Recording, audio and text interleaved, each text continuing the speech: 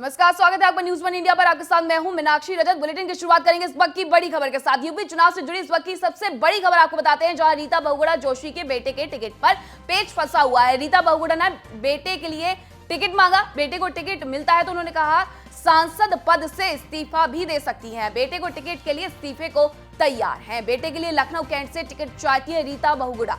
UP प्रभारी धर्मेंद्र प्रधान से मुलाकात के बाद रीता ने बयान दिया है। तो इस वक्त की बड़ी खबर यूपी विधानसभा चुनावों से जुड़ी हुई आपको बता रहे हैं, जहां रीता बहुगुणा जोशी ने बयान दिया है कि बेटे के लिए वो अपना इस्तीफा दे सकती हैं। मिलने गई थी उनसे इलाहाबाद मंडल में किस तरह से चुनावी तैयारियां होंगी, कैसे कैंपेन होगा, मेरी अपनी कॉन्स्टिट्यूंसी की क्या स्थिति है, वो मैं उनको चर्चा करने गई थी। तो उसमें कुछ रीड मत करिए। नहीं, ऐसी बात कही जा रही थी कि आप बेटे के लिए टिकट मांग रही थी। नहीं, मैं देखिए, फिर मैं बार बार आपसे कह रही हूँ, कोई किसी के लिए टिकट मांग नहीं सकता। वो 12 साल से वहाँ काम कर रहा है, 2009 से उन्होंने आवेदन किया है।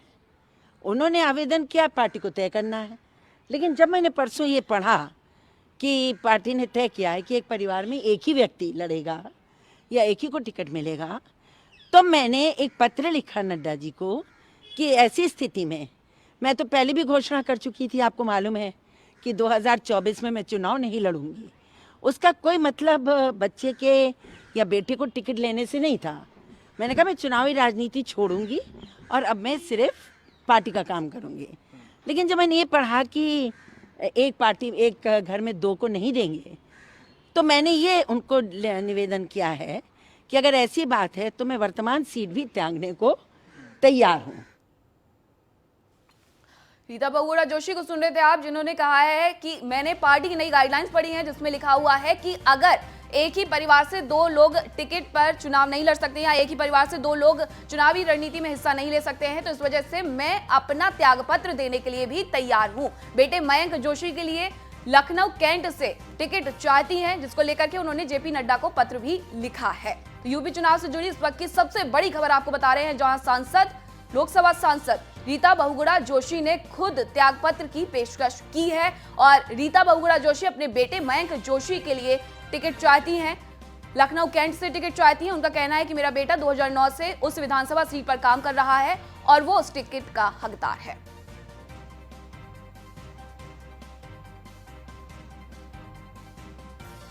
और अधिक जानकारी के साथ हमारे संवाददाता पीयूष तिवारी हमारे साथ जुड़ चुके हैं। पीयूष, अब रीता बहुगुणा जोशी ने कह दिया है कि अगर उन्हें त्यागपत्र देना पड़े तो वो इसके लिए भी तैयार है, लेकिन जो उनका बेटा है मयंक जोशी, उसको टिकट मिलना चाहिए, क्योंकि वो अपना हक मांग रहे हैं। 2009 से लखनऊ की जो कैंट सीट है उसके लिए काम भी कर रहे हैं। जी बिल्कुल, देखिए जिस प्रकार से अभी तक खबरें आ रही थी कि रीता बहुगुणा जोशी जो है वो नाराज चल रही है, ऐसा नहीं है। रीता बहुगुणा जोशी ने ये स्पष्ट किया है कि हमने पार्टी के आला कमान से ये गुहार लगाई है, ये मांग रखी है कि हमारे बेटे को लखनऊ कैंट से टिकट दिया जाए। हालांकि उनका कहना था कि बेटे ने ही गुहार लगाई है, लेकिन जिस प्रकार से रीता बहुगुणा जोशी का कहना है कि हम भारतीय जनता पार्टी को नहीं छोड़ रहे हैं, हम अगर हमारे बेटे को भारतीय जनता पार्टी टिकट दे देती है विधानसभा का, तो हम सांसद पद से इस्तीफा दे देंगे। रीता बहुगुणा जोशी का ये कहना था। हालांकि अभी जो आला कमान है वो इस पर फैसला लेगा कि टिकट देना है कि नहीं। रीता बहुगुणा जोशी कह रही थी कि जो भारतीय जनता पार्टी की नीतियां हैं, मैं उन नीतियों के खिलाफ नहीं जा सकती हूँ। कई लोगों ने कहा कि ऐसे में अगर हम बात करें तो राजनाथ सिंह के बेटे पंकज सिंह को भी भारतीय जनता पार्टी ने टिकट दिया है, या अगर हम बात करें तो पीयूष से एक बार फिर से जुड़ने की कोशिश करेंगे। तब तक आपको बता दें कि बेटे को टिकट मिलता है तो सांसद रीता बहुगुणा जोशी ने खुद इस्तीफे की पेशकश की है, जिसको लेकर के उन्होंने जेपी नड्डा को पत्र भी लिखा है। तो बेटे के लिए लखनऊ कैंट से टिकट चाहती है रीता बहुगुणा जोशी। उनका कहना है कि उनका बेटा 2009 से लखनऊ कैंट के लिए काम कर रहा है और यूपी प्रभारी धर्मेंद्र प्रधान से भी उन्होंने इस मुद्दे पर बातचीत की है, मुलाकात की है।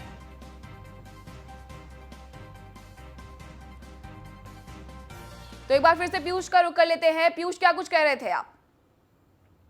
जी बिल्कुल, देखिए कल्याण सिंह के पोते संदीप सिंह को भी टिकट दी गई थी, तो रीता बहुगुणा जोशी ने कहा कि हम नहीं जानते हैं कि किसको टिकट दिया गया है, किसको नहीं दिया गया। नैतिकता के आधार पे यही है कि जो पार्टी की नीतियां हैं, मैं उसके खिलाफ नहीं जा सकती हूँ। मैं भारतीय जनता पार्टी का सम्मान करती हूँ और अगर मैं इस्तीफा सांसद पद से देती भी हूँ, तो मैं भारतीय जनता पार्टी के साथ रहूंगी। मेरे बेटे ने मेहनत की है, 8-9 साल से उन्होंने भारतीय जनता पार्टी के लिए काम किया है। अगर हम मयंक जोशी की बात करें तो उन्होंने काम किया है और वो चाहते हैं, उन्होंने आवेदन भी किया है विधानसभा के टिकट के लिए और राष्ट्रीय नेतृत्व इस पे मंथन करेगा। चूंकि हमने लेटर है वो लिखा है और भारतीय जनता पार्टी को अपने जो बातें हैं वो अवगत उससे कराई है। इसके बाद आला कमान क्या कुछ फैसला लेता है उस पर बाद में हम देखेंगे कि क्या बीजेपी की ओर से कहा जाता है। हालांकि अभी तक मेरा जो कहना है, यानी रीता बहुगुणा जोशी का कहना है कि अगर बेटे को विधायकी का टिकट भारतीय जनता पार्टी देती है तो वो सांसद पद से इस्तीफा नैतिकता के आधार पर दे देंगी। अगर हम बात करें तो थोड़ी देर पहले ही जो धर्मेंद्र प्रधान है उत्तर प्रदेश के चुनाव प्रभारी बनाए गए हैं भारतीय जनता पार्टी की ओर से, उनके आवास पर रीता बहुगुणा जोशी पहुंची थी और उन्होंने उनसे मुलाकात की। निश्चित तौर पे बातचीत उस पर भी हुई होगी, लेकिन रीता बहुगुणा जोशी ने ऐसा बयान नहीं दिया। उन्होंने कहा कि हमारे मंडल में जिन विधायकों को टिकट देना है उसको लेकर चर्चा हुई भारतीय जनता पार्टी की और विषयों पर चर्चा हुई। जब पत्रकारों ने सवाल किया तो उन्होंने कहा कि निश्चित तौर पे वो इस टिकट के अधिकारी हैं जो उनके बेटे हैं और बेटे ने आवेदन किया है और भारतीय जनता पार्टी के पास जो पूरा डेटा है वो भी उनका पहुंच चुका है और उस पर चिंतन मंथन भारतीय जनता पार्टी को करना है और भारतीय जनता पार्टी क्या कुछ फैसला लेती है वो फैसला हमें स्वीकार होगा। तो रीता बहुगुणा जोशी कहीं ना कहीं आक्रामक भी दिखी। जो इस्तीफे की खबरें आ रही थी उस पे अभी तक तो खंडन करते हुए रीता बहुगुणा जोशी नजर आई है। उनकी जो मांगे हैं वो अलग मांगे हैं और उन्होंने अपने बेटे को कहीं ना कहीं अब फ्रंट फुट पे ला दिया। वो चाहती है कि वो उनका बेटा अब राजनीति में आए और निश्चित तौर पे विधानसभा का चुनाव भारतीय जनता पार्टी के संबल से लड़े। क्योंकि रीता बहुगुणा जोशी एक बड़ी ब्राह्मण चेहरे के तौर पे देखी जाती है, तो भारतीय जनता पार्टी भी इस बार रीता बहुगुणा जोशी को नाराज नहीं करना चाहती है, क्योंकि कई लोगों को टिकट दिया गया है, बेटे बेटियों को टिकट दिया गया है। अब भारतीय जनता पार्टी की रणनीति बदल रही है। ऐसे में देखना दिलचस्प होगा कि क्या रीता बहुगुणा जोशी के लिए भारतीय जनता पार्टी अपनी रणनीति में बदलाव करती है या नहीं करती है। देखिए पीयूष, जिस प्रकार से रीता पंकज सिंह का बहुगुणा जोशी की अगर जिक्र आ बात रहा की है। जाए, रीता बहुगुणा जोशी कांग्रेस से आकर के बीजेपी में शामिल हुई। उन्होंने सीधे तौर पर कह दिया है कि मैं पहले ही ऐलान कर चुकी हूं कि 2024 का जो लोकसभा के चुनाव होंगे उसमें मैं नहीं उतरूंगी। अब ये कह रही हैं कि मैंने जेपी नड्डा को पत्र लिख दिया है, तो क्या वो जाने से पहले अपने बेटे को ही सक्रिय करवाना चाह रही है राजनीति में? जी बिल्कुल, देखिए जो भी नेता होता है वो चाहता है कि उसका बेटा या बेटी राजनीति में सक्रिय हो जाए, उसकी गद्दी पे वो विराजमान हो जाए, राजनीति में वो सक्रिय हो जाए। यही कारण है कि तमाम तरीके के, देखिए उत्तराखंड में भी जो चल रहा है, हरक सिंह रावत अपने पुत्र वधू को लाना चाहते हैं। उत्तर प्रदेश में भी तमाम सांसद है, वो चाहे वो कौशल किशोर हो या और भी जो सांसद है, वो चाहते हैं कि उनके बेटे को भारतीय जनता पार्टी टिकट दे दे। लेकिन भारतीय जनता पार्टी चाहती है कि किसी भी प्रकार से भारतीय जनता पार्टी को सिंगल सीट पर नुकसान ना हो। अगर कोई नेता है, उसका बेटा है, उसकी छवि खराब है या वो जिताऊ प्रत्याशी नहीं है, तो उस पर भारतीय जनता पार्टी किसी भी कीमत पर दांव नहीं लगाना चाहती है। यही कारण है कि देर रात तक भारतीय जनता पार्टी मुख्यालय में मंथन चल रहा है।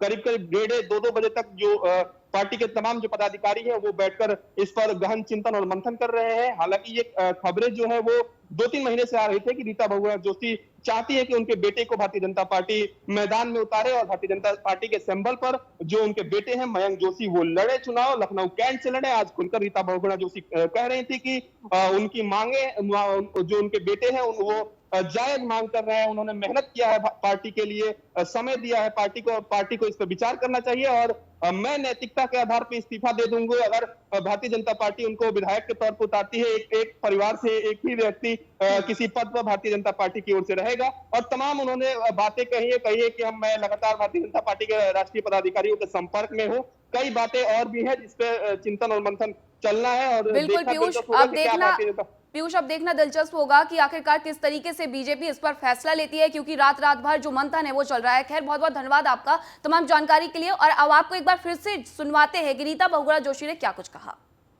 जिनसे मिलने गई थी उनसे इलाहाबाद मंडल में किस तरह से चुनावी तैयारियां होंगी, कैसे कैंपेन होगा, मेरी अपनी कॉन्स्टिट्यूंसी की क्या स्थिति है, वो मैं उनको चर्चा करने गई थी। तो उसमें कुछ रीड मत करिए। नहीं, ऐसी बात कही जा रही थी कि आप बेटे के लिए टिकट मांग रही थी। नहीं, मैं देखिए फिर मैं बार बार आपसे कह रही हूँ, कोई किसी के लिए टिकट मांग नहीं सकता। वो 12 साल से वहाँ काम कर रहा है, 2009 से। उन्होंने आवेदन किया है, उन्होंने आवेदन किया, पार्टी को तय करना है।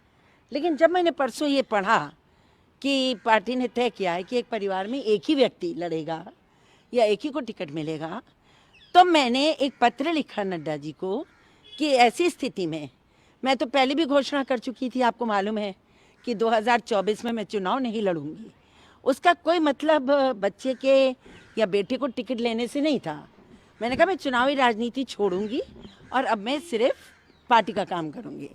लेकिन जब मैंने ये पढ़ा कि एक पार्टी एक घर में दो को नहीं देंगे, तो मैंने ये उनको निवेदन किया है कि अगर ऐसी बात है तो मैं वर्तमान सीट भी त्यागने को तैयार हूँ। रुक करते अगली खबर का, जहां यूपी में अकेले ही चुनाव लड़ेगी आजाद समाज पार्टी। कांग्रेस से गठजोड़ पर चंद्रशेखर ने कहा नहीं बनी बात। एसपी से भी तालमेल की कोशिश हुई थी, नाकाम रही। 33 सीटों पर अकेले चुनाव लड़ेंगे चंद्रशेखर।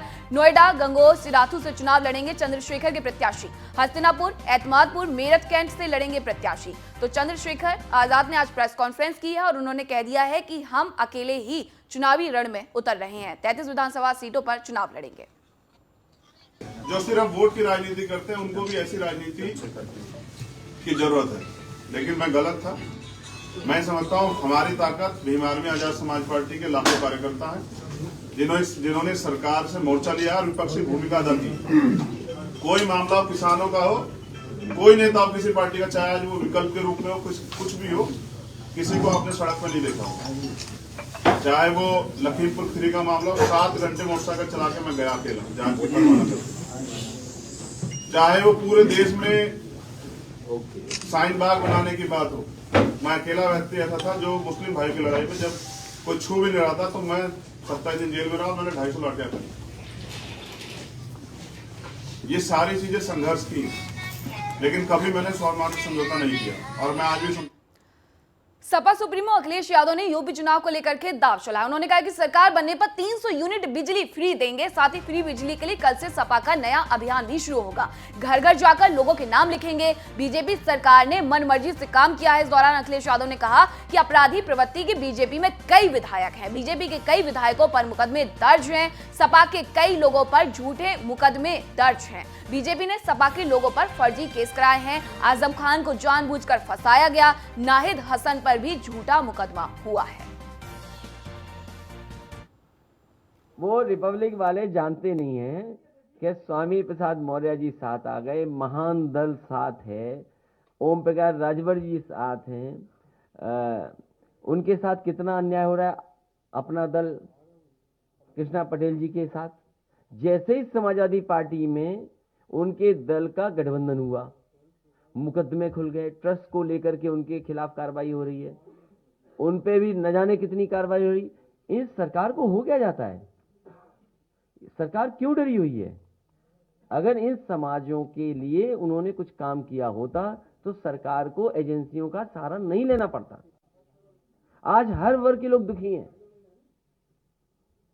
आरएलडी है हमारे साथ, तो अब 400 आने में क्या कमी है? और जनता नाराज है, जनता नाराज है अभी भी। वो और पंजाब चुनाव से जुड़ी बड़ी खबर आपको बताते हैं, जहां भगवंत मान होंगे पंजाब में आम आदमी पार्टी का चेहरा। पंजाब में आपके सीएम उम्मीदवार होंगे भगवंत मान। आपने सीएम के नाम पर कराई थी रायशुमारी। 93% लोगों ने भगवंत मान को पसंद किया है। तो आपको बता दें कि आज ऐलान कर दिया गया है अरविंद केजरीवाल की तरफ से कि आखिरकार आम आदमी पार्टी का सीएम चेहरा पंजाब में कौन होगा। और अब भगवंत मान के चेहरे पर जो मोहर है वो लग गई है, क्योंकि 93% लोगों ने भगवंत मान को पसंद किया है। पोल कराया गया था जिसमें नंबर जारी किया गया था, लोगों से राय मांगी गई थी और इस राय में जो सबसे पहला नाम रहा वो रहा आम आदमी पार्टी के भगवंत मान का। यानी कि पंजाब में आपके सीएम उम्मीदवार होंगे भगवंत मान। पिछले हफ्ते हम लोगों ने एक फोन नंबर जारी किया और हमने कहा आप कॉलिंग कर सकते हो, आप व्हाट्सएप मैसेज भेज सकते हो, आप एसएमएस भेज सकते हो। तो हमारे पास 21,59,437 में रिस्पॉन्स आए। लगभग 21,59,437 लोगों ने अपने रिस्पॉन्स दिए। तो एक चीज तो सारे सर्वे भी ये दिखा रहे हैं और माहौल भी ये बता रहा है कि आम आदमी पार्टी की सरकार बनने जा रही है। तो जो सीएम चेहरा अब ऐलान होगा वो एक तरह से पंजाब का अगला सीएम बनने जा रहा है। तो पंजाब के लोगों ने अपना अगला सीएम किसे चुना है? ये जो 21,59,000 वोट आए, जो लोगों ने अपने रिस्पॉन्स दिए, उसमें कई लोगों ने मेरा नाम डाल दिया। मैंने शुरू में ही कह दिया था भी मैं रेस में नहीं हूं। तो उन वोट्स को हमने इनवैलिड डिक्लेयर कर दिया। जिसने कहा भाई अरविंद केजरीवाल, उसको हमने साइड कर दिया। उन सारे वोट्स को जो बचे, उसमें 93.3% लोगों ने सरदार भगवंत मान का नाम लिया।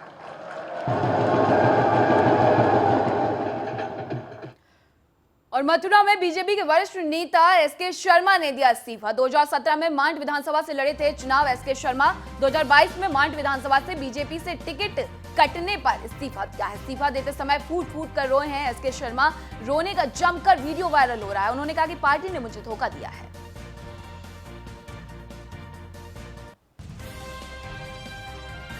तो एसके शर्मा ने इस्तीफा दे दिया है पार्टी से। उनका टिकट काट दिया गया है, जिसको लेकर के उन्होंने इस्तीफा दिया है। इस दौरान वो फूट फूट कर रोए भी हैं और उनके रोने का जो वीडियो है वो लगातार अब वायरल हो रहा है। मांड विधानसभा से 2017 में उन्होंने विधानसभा का चुनाव लड़ा था और अब इस बार उनका टिकट यहां से कटा है। रुक करते चंदौली का, जहां पुलिस कर्मियों पर पथराव का वीडियो वायरल हो रहा है। आक्रोशित लोगों ने पुलिस वालों पर पत्थर फेंके हैं। एक पुलिसकर्मी के सिर पर गंभीर चोट भी आई है। पथराव कर रहे लोगों पर पुलिस ने लाठियां भांजी है। युवक की मौत के बाद लोगों ने लगाया था जाम। तेज रफ्तार ट्रक ने 2 लोगों को मारी थी टक्कर। एक युवक की मौके पर हुई थी मौत, एक गंभीर रूप से घायल। मुगलसराय कोतवाली क्षेत्र के कटेसर का पूरा मामला है। न्यूज़ 1 इंडिया पर आप ये एक्सक्लूसिव तस्वीरें देख सकते हैं, जहां जमकर पत्थरबाजी हुई और इस दौरान एक पुलिसकर्मी को भी चोट आई है। पुलिसकर्मियों पर पथराव का ये वीडियो न्यूज़ 1 इंडिया पर एक्सक्लूसिव आप देख सकते हैं। आपको बता दें कि ट्रक ने 2 व्यक्तियों को रौंद दिया था, जिसकी वजह से एक व्यक्ति की मौके पर ही मौत हो गई थी। एक व्यक्ति गंभीर रूप से घायल है और इसी को लेकर के गुस्साए ग्रामीणों ने जाम लगाया था, जिसे खुलवाने के लिए पुलिस गई हुई थी। इस दौरान पुलिस और लोगों में झड़प हुई। लोगों ने पथराव किया और पथराव में एक पुलिसकर्मी को भी चोट आई है। न्यूज़ 1 इंडिया आपको लगातार इसकी एक्सक्लूसिव तस्वीरें दिखा रहा है, जहां पथराव किया गया है, पुलिसकर्मी को चोट आई है। वहीं गुस्साए ग्रामीणों और परिजनों के द्वारा शव को रख करके रोड जाम किया गया। चंदौली की ये पूरी खबर है और इस पूरी घटना में एक पुलिसकर्मी के भी घायल होने की खबर है। वीडियो में आप देख सकते हैं पुलिसकर्मी को चोटें आई हैं, जिनको उपचार के लिए ले जाया गया।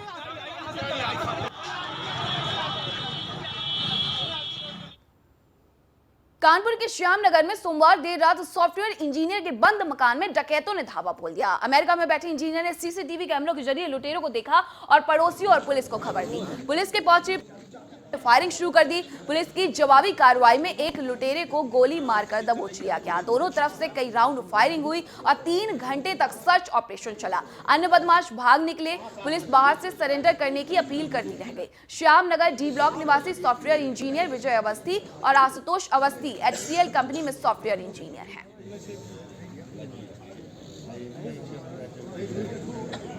कानपुर की ये पूरी वारदात है, जहां सॉफ्टवेयर इंजीनियर के घर पर डकैतों ने वारदात को अंजाम देने के लिए गए हुए थे।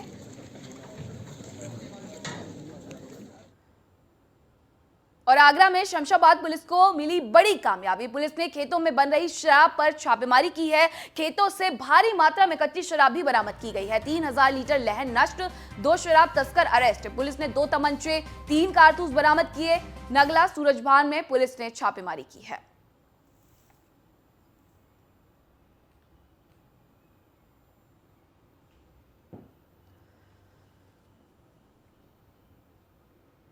खबर कुशीनगर से, जहां तहसील के कर्मचारी का रिश्वत लेते वीडियो वायरल हुआ है। कर्मचारी ने ऑडिट के लिए पैसे मांगे, तमकुही तहसील का पूरा मामला बताया जा रहा है। और आप इस वीडियो में देख सकते हैं कि तहसील के कर्मचारी रिश्वत लेते हुए पकड़ाए गए हैं। कुशीनगर का यह वीडियो है जहां तहसील के कर्मचारी का रिश्वत लेते हुए वीडियो वायरल हो रहा है।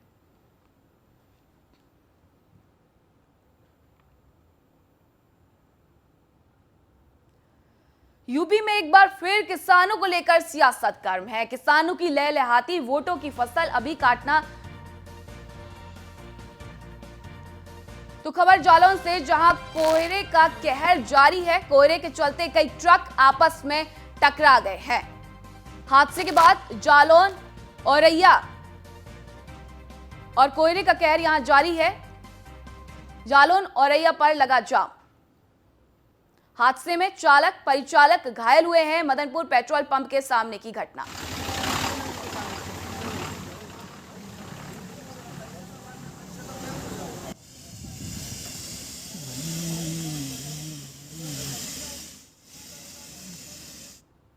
और यूपी में एक बार फिर किसानों को लेकर सियासत गर्म है। किसानों की लहलहाती वोटों की फसल अभी काटना चाहते हैं, इसलिए किसान नेताओं के बीच जाने का सिलसिला भी शुरू हो गया है। 2 दिन पहले गठबंधन के उम्मीदवारों ने भाकियू अध्यक्ष नरेश टिकैत के दरबार में हाजिरी लगाई थी, जिसके बाद चौधरी टिकैत ने सपा आरएलडी गठबंधन को समर्थन देने का ऐलान कर दिया, जिससे बीजेपी के खेमे में खलबली मच गई। वक्त की नजाकत को भांपते हुए बीजेपी आलाकमान ने तुरंत केंद्रीय मंत्री डॉक्टर संजीव बालियान को नरेश टिकैत के पास भेजा, जिसके बाद अब भाकियू अध्यक्ष के सुर बदले नजर आ रहे हैं। नरेश टिकैत पहले गठबंधन को सीधा समर्थन कर रहे थे, लेकिन अब सबको आशीर्वाद देने की बात कह रहे हैं।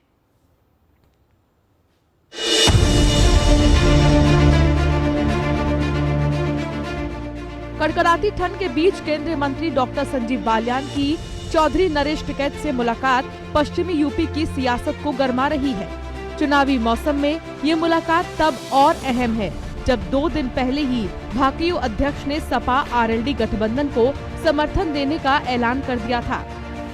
इस ऐलान के बाद यूपी से दिल्ली तक बीजेपी खेमे में खलबली मच गई। आनन फानन में आलाकमान ने बीजेपी के जाट नेता और केंद्रीय मंत्री संजीव बालियान को टिकैत दरबार में भेजा, जिसके बाद अब भाकियू अध्यक्ष के सुर बदले नजर आ रहे हैं। भाई, आप लोगों की परीक्षा की घड़ी इस गठबंधन का बगल जो कोई भी जाए उसे कुशा मंदरामन जो कुछ भी तरीका अपनाना हो, रिक्वेस्ट का यह और तो कुछ नहीं होता। और तरीका तो कुछ नहीं होता सर। अच्छा व्यवहार सारे को काम आवे और बड़े अच्छे तरीके से सब मनाने की बात है और इस गठबंधन को सफल बनाओ। किसी भी पार्टी का कोई भी प्रत्याशी होगा, किसी भी पार्टी का होगा, जो कर पहले टिकैत साहब के जमाने तय है या जो आते हैं, हम तो अपना वो का वही बना कर रखने और सब आशीर्वाद देने। वोट मांगने की बात यहाँ से कोई ना करे। संजीव बालियान से मुलाकात के बाद चौधरी टिकैत के तेवर बीजेपी को लेकर भले ही नरम पड़ता दिख रहा है, लेकिन अखिलेश यादव किसानों के मुद्दे पर बीजेपी को सवालों के कटघरे में लगातार खड़ा कर रहे हैं। आज अखिलेश ने अन्न संकल्प लिया। सपा सरकार बनने पर किसानों की हर समस्याओं का समाधान करने का आश्वासन दिया। साथ ही लखीमपुर की आग फिर सुलगाकर बीजेपी पर जबरदस्त हमला भी बोला, तो बीजेपी ने भी पलटवार करने में देर नहीं लगाई। अंग्रेजों की सरकार में भी ऐसा जुल्म नहीं हुआ होगा जैसा भारतीय जनता पार्टी की सरकार में हुआ। जलियांवाले बाग में सीने पर गोली चलाई अंग्रेजों ने, और यहाँ पर जो शांतिपूर्ण तरीके से आंदोलन खत्म करके अपने घर लौट के जा रहे थे, पीछे से जीप चढ़ाई। उस सरकार से क्या उम्मीद करोगे? इसीलिए हम संकल्प ले रहे हैं, ये अन्न संकल्प ले रहे हैं। जिन्होंने किसानों के साथ ऐसा व्यवहार किया है उनको हटाएंगे और हराएंगे। उन्होंने प्रेस के माध्यम से कहा कि वो किसानों के बड़े हितैषी, अगर वह हितैषी होते तो उनके शासनकाल में किसानों के हित में कोई काम तो हुआ होता। उनकी सरकार के समय में गन्ना का भुगतान तक नहीं होता था, मेरे किसानों की फसल सूख जाती थी, बिजली नहीं आती थी। मेरे किसानों की फसल किसी आपदा में बर्बाद हो जाए तो 2-2 साल तक मुआवजा भी नहीं मिलता था, और वह किस मुंह से किसान की बात करते हैं? अपना लड़ो, कौन किसके आशीर्वाद की जरूरत है, सबको अपना मैदान में आगे तो अपना काम करो। किसने आंदोलन में क्या करा होगा, किसने गांव के लिए गरीब के लिए क्या करा होगा, तो सब जनता जानती है। जिसको जनता चाह लेगी कर लेगा। कल आपके यहाँ से एक समर्थन की बात जारी हुई थी, वो तो कोई लोग वहाँ पे गए, उन्होंने अपना सिंबल दिया, उसको वापसी देगा, उसका काम है अपना जाकर लड़ो चुनाव। आज दूसरे जा रहे, कल तीसरे जा रहे, वहाँ तो रोज जाते रहे ना अलग अलग तरीके के लोग। अखिलेश और केशव मौर्य किसानों के मुद्दे पर आमने सामने हैं, लेकिन बीजेपी और सपा के बीच किसानों को लेकर जंग क्यों छिड़ी है, इसके सियासी मायने भी समझ लीजिए। दरअसल पश्चिमी यूपी की कई सीटों पर किसानों का प्रभाव है। जाहिर है भाकियों का समर्थन जिसे मिलेगा वो मजबूत होगा। ऐसा इसीलिए क्योंकि 53 सीटों पर किसान निर्णायक भूमिका में हैं। कई सीटों पर जाट किसानों का दबदबा है। जिसके पक्ष में किसान गए उनका पलड़ा भारी होगा। 2014, 2017, 2019 में किसान बीजेपी के साथ थे। यही वजह है कि बीजेपी को प्रचंड बहुमत मिला। बीजेपी किसानों के वोटों की ताकत को बखूबी समझती है और यही वजह है कि डॉक्टर संजीव बालियान को आलाकमान ने एक्टिव कर दिया है। लेकिन अखिलेश भी अब के किसान वोट की लहलहाती फसल को काटने के लिए पूरी तैयारी कर बैठे हैं। लेकिन देखना दिलचस्प होगा कि अब की बार किसान किसके दावे और वादे पर मुहर लगाता है। Bureau report, news 1 India. खबर लखनऊ से, जहां बीजेपी सांसद ब्रजलाल का सपा पर हमला। सपा ने गुंडों को टिकट देकर अपना मंसूबा बता दिया है। ये गुंडे जीते तो विधानसभा में क्या करेंगे। लोनी से मदन भैया जैसे लोग सपा प्रत्याशी हैं। कैराना पलायन के जिम्मेदार लोगों को टिकट दिया गया है। 45 मुकदमों के आरोपी अब्दुल्ला अखिलेश के साथ बैठे थे। तो बीजेपी के ब्रजलाल ने सपा पर निशाना साधा है। और इस बुलेटिन में मेरे साथ इतना ही। देखते रहिए न्यूज़ 1 इंडिया। नमस्कार।